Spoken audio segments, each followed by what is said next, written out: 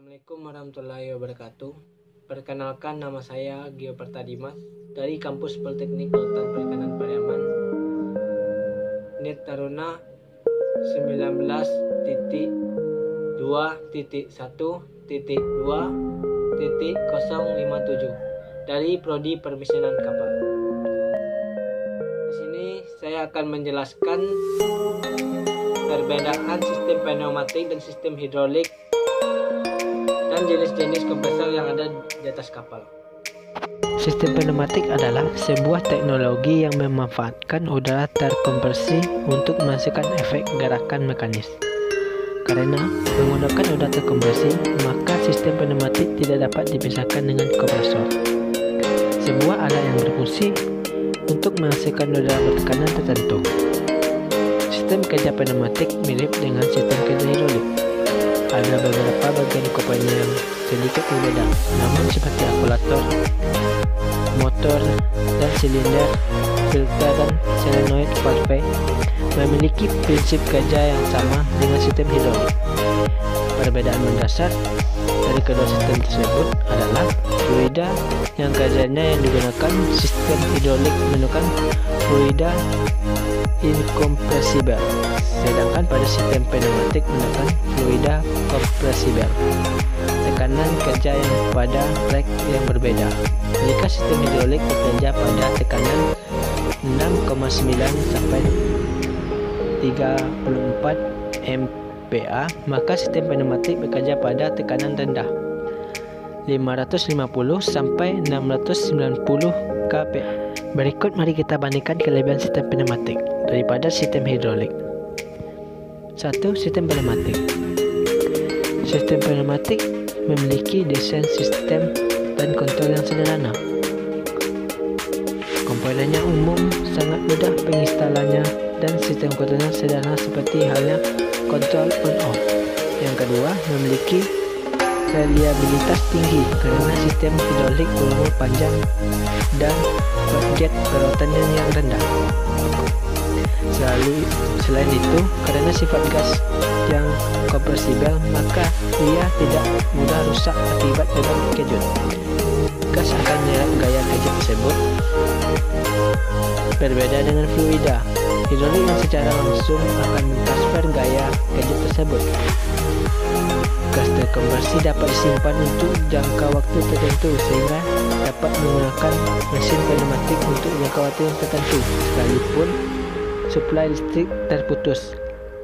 Lebih aman karena tidak terbakar seperti sistem hidrolik. 2. Sistem hidrolik. Fluida liquid pada sistem hidrolik tidak menyerap gaya apapun yang dikenakan padanya. Sifatnya yang incompressible menyebabkan penggunaan pada beban kerja yang lebih besar dan bekerja pada gaya yang lebih besar pula.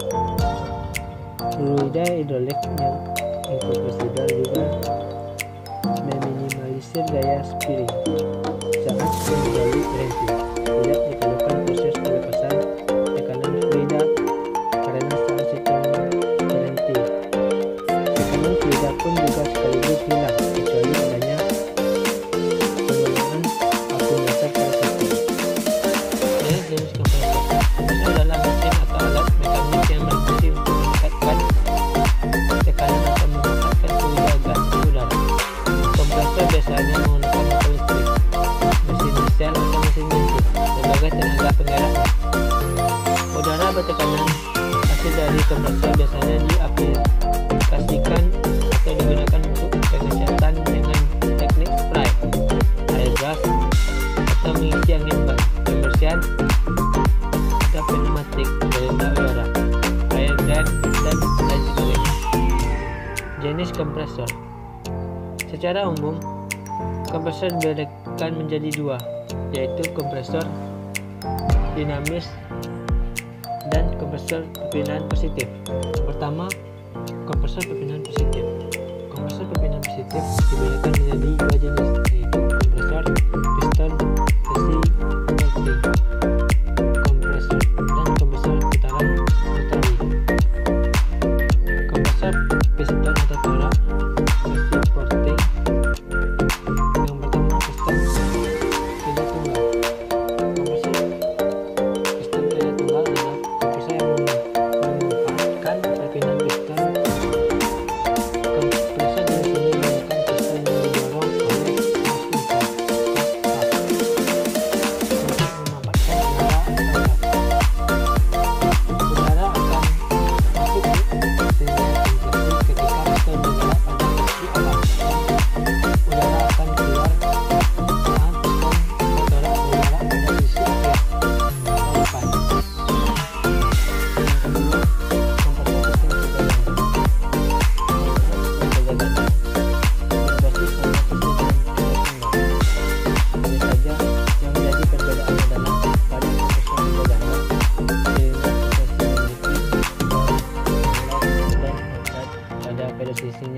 sehingga meningkatkan kinerja kompresor dan menghasilkan udara bertekanan yang lebih tinggi daripada kerja tunggal.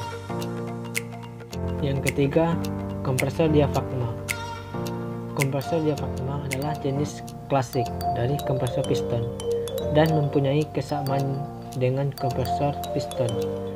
Hanya yang membedakan adalah jika pada kompresor piston menggunakan piston untuk memanfaatkan udara, pada kompresor diafragma menggunakan membran atau fleksibel atau diafragma, yaitu kompresor putaran rotari. Selanjutnya, kompresor screw atau rotary screw compressor. Kompresor screw merupakan jenis kompresor dengan mekanisme putar perpindahan positif yang umumnya digunakan untuk membantu kompresor piston bila diperlukan udara bertekanan tinggi dengan volume yang lebih besar. Selanjutnya, kompresor dinamis. Kompresor dinamis dibedakan menjadi dua jenis, yaitu kompresor sentrifugal dan kompresor aksial. Yang pertama, kompresor sentrifugal. Kompresor sentrifugal merupakan kompresor yang memanfaatkan gaya sentrifugal yang dihasilkan oleh impeller untuk mempercepat aliran fluida, udara atau gaya kinetik yang kemudian diubah menjadi peningkat potensi tekanan menjadi gaya tekanan untuk memperlambat aliran melalui disper. Selanjutnya, kompresor aksial. Kompresor aksial adalah kompresor yang berputar dinamis yang menggunakan serangkaian kipas airfoil untuk semakin menekan aliran fluida. Aliran udara yang masuk akan mengalir keluar dengan cepat tanpa perlu dilemparkan ke samping seperti yang dilakukan kompresor sentrifugal. Kompresor aksial secara luas digunakan dalam turbin gas atau udara seperti mesin jet, mesin kapal kecepatan tinggi, dan pembangkit listrik skala kecil.